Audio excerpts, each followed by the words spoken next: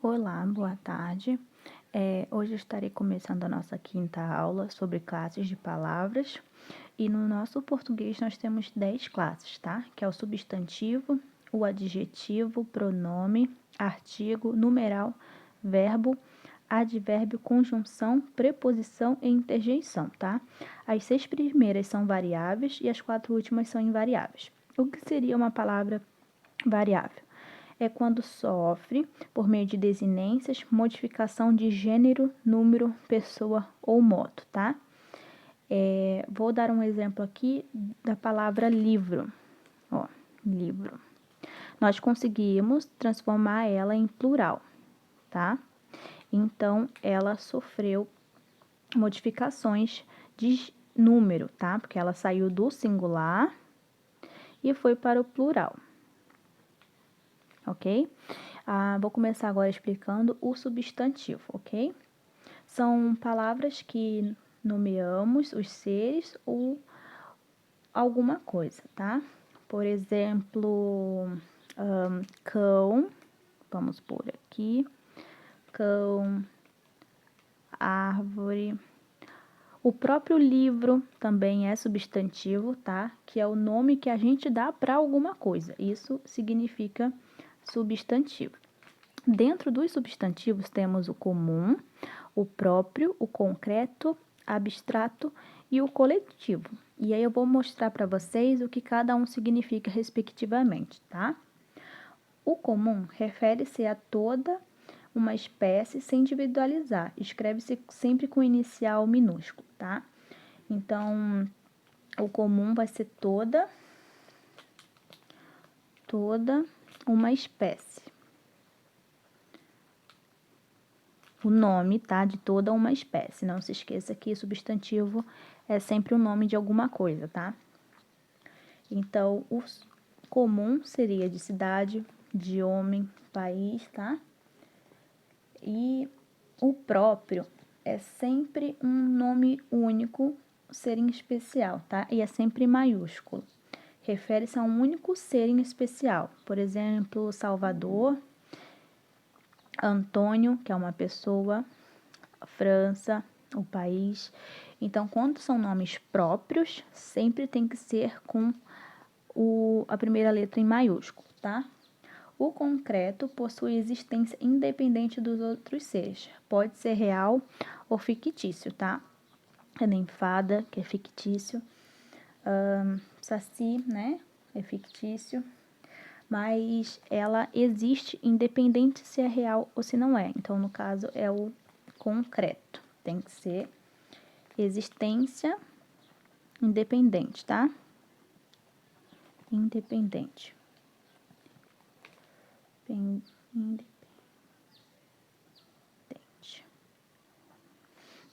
O concreto. Já o abstrato depende de outros seres para existir, que no caso são, por exemplo, as qualidades, as características, o sentimento, tá? Então, o abstrato depende de outros seres para existir.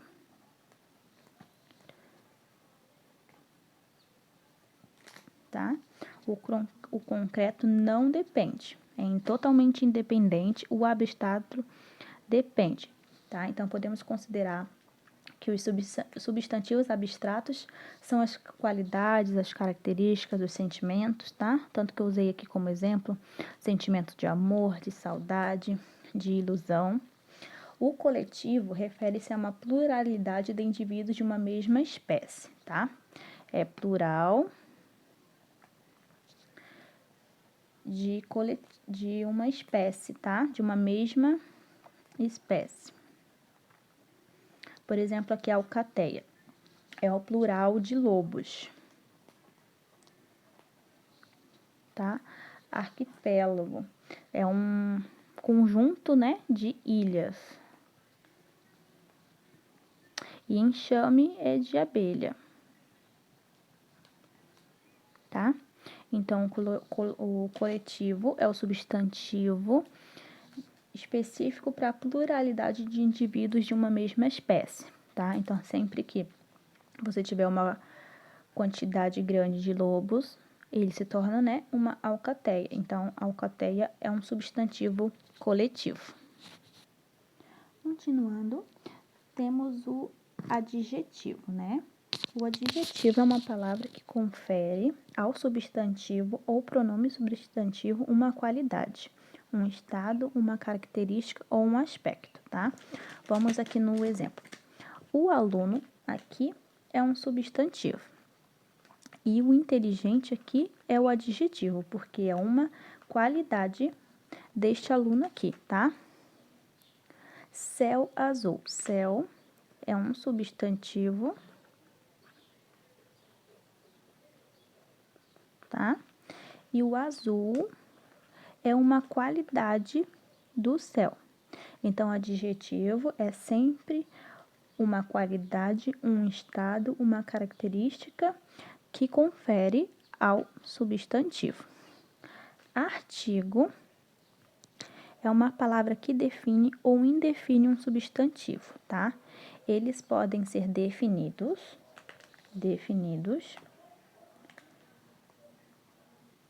Esses definidos é o a ou eles no plural. Mas também temos o indefinido. Definido, tá? Que são uma e eles no plural. Ó, vou mostrar para vocês aqui. O trem chegou, tá? Esses aqui é o artigo definido. E os indefinidos, né? Um aluno, porque é indefinido porque você não sabe quem que é o aluno. Só sabe que um aluno te chamou, porém não sabe quem que é. Então, nós chamamos ele de artigo indefinido, ok? Nós temos também o numeral, que são palavras que indicam números, tá? Dentro dos numerais temos o cardinal, que é o número certo de seres, tá? Por exemplo, 1, 2, 10, 1000 é o número certo de seres. O ordinal são palavras que estabelecem uma ordem, tá? Estabelece uma ordem. Por exemplo, segundo, terceiro, milésimo, lugar, por exemplo, né? Vamos supor que é um pódio. Então, usando o segundo e o terceiro, dá para estabelecer uma ordem. Isso são os numerais ordinal, tá? Temos o multiplicativo, que é uma palavra que indica uma multiplicação, tá? Indica uma multiplicação. Por exemplo, duplo, tríplice. Temos também o fracionário, que é uma palavra que indica fração. Fração. E podem ser meio, terço, quarto, tá? Então, esses são os numerais. O cardinal, que é o número certo de seres. O ordinal, que estabelece uma ordem.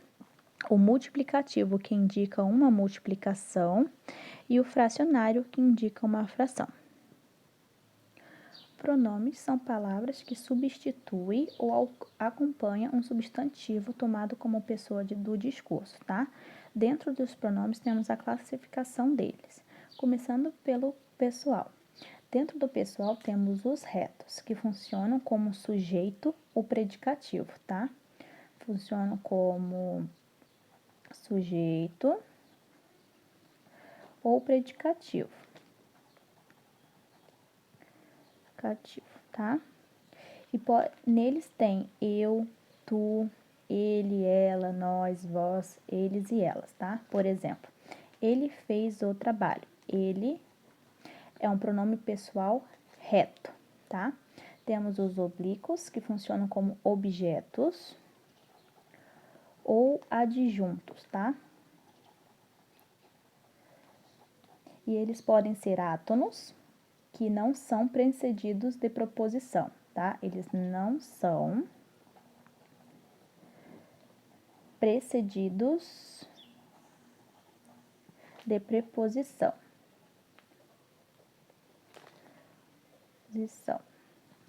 tá? E eles podem ser me, te, o, a, lhe, nós ou vós, tá? Que nem o exemplo aqui, deu, me, o livro. O me aqui é um pronome oblíquo átonos, tá? Os tônicos são precedidos, eles são precedidos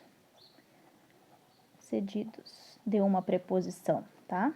Diferença de preposição. Essa é a diferença entre os átonos e os tônicos. Os átonos não são precedidos de preposição e os tônicos são, tá? Eles aceitam as preposições mim, comigo, ti, contigo, tá? Tanto que eu botei aqui o exemplo, referiram-se a ela, tá? Eles aceitam aqui as preposições mim, comigo, ti, tá? Ela, nós, conosco. E temos os reflexivos, tá? Eles indicam que o sujeito pratica e sofre ação. Pratica e sofre a ação, tá? Os reflexivos. Indica que o sujeito pratica e sofre a ação, tá? Por exemplo, eu me feri muito. Eu me feri muito. Eu pratiquei e eu mesma sofri, tá? Então, é um pronome reflexivo. Tem também os de tratamento, tá? Que é quando os de tratamento é quando a gente utiliza no nosso relacionamento social de acordo com algumas circunstâncias, né? Se for de uma forma mais formal, se você precisar estiver falando com um amigo, com teu chefe, né, do trabalho, então você vai tratar ele de acordo com as circunstâncias. Eu usei aqui, por exemplo, Carlos, Vossa Alteza te aguarda. Esse Vossa Alteza aqui seria para príncipes, para duques. Então, de tratamento é quando você precisa tratar alguém de maneiras diferentes, tá? Aí você vai alterar. Os pronomes que são considerados possessivos são o meu, teu, sua, vosso, minha. Então, sempre são possessivos, tá? Por exemplo, Carlos é meu amigo. Meu aqui é um pronome possessivo, tá? É minha bicicleta. Minha também é um pronome possessivo, tá? Então, sempre meu, teu, sua, vosso, minha sempre serão considerados possessivos, tá? Já os demonstrativos são considerados este, esse, aquele, isto, isso, tá? Eles serão sempre os demonstrativos. Essa ideia me espanta. Essa é um pronome demonstrativo, tá? Quero aquele de cima. Aquele é um pronome demonstrativo. Os indefinidos têm os variáveis, que são algum, nenhum, muito, entre outros. Os indefinidos são, os invariáveis, desculpa, são tudo, nada, alguém, tá? Entre outras. Encontrei certas pessoas. Isso é um pronome indefinido porque você não sabe quem são essas pessoas, tá? Você não consegue saber quem você encontrou, quem são essas pessoas que você encontrou, ok? Já os relativos são sempre o qual e cujo, tá? Esses são sempre relativos. A casa na qual morei desabou. Na qual aqui é um pronome relativo, tá? Os interrogativos serão sempre que, quem, qual e quanto, tá? Quem fez isso? Quem é um pronome interrogativo e sempre terá que ter um ponto de interrogação, ok? Esses foram nossos pronomes e depois continuarei com os advérbios. Advérbio é palavra que modifica um verbo, um adjetivo ou outro advérbio, tá? Atribuindo a eles uma circunstância qualquer. Bom, o advérbio, ele modifica, tá? Modifica tanto o verbo, um adjetivo, quanto um outro advérbio, tá? Eles podem ser de tempo, que são agora, ontem, já, cedo. Podem ser também de lugar, lá, aí, além. Podem ser de modo, assim, bem, depressa, de intensidade, muito, pouco, demais, de afirmação, certamente, realmente, de negação, como o não, ou de dúvida, que é talvez, possivelmente, provavelmente, tá? Esses são os advérbios. Nós temos até 7.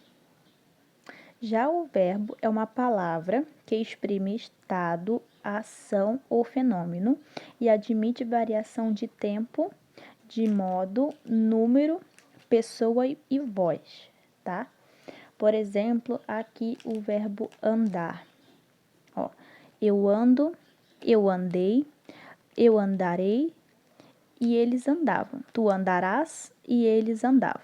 Eu ando, eu andei, eles andarás e eles andavam, tá?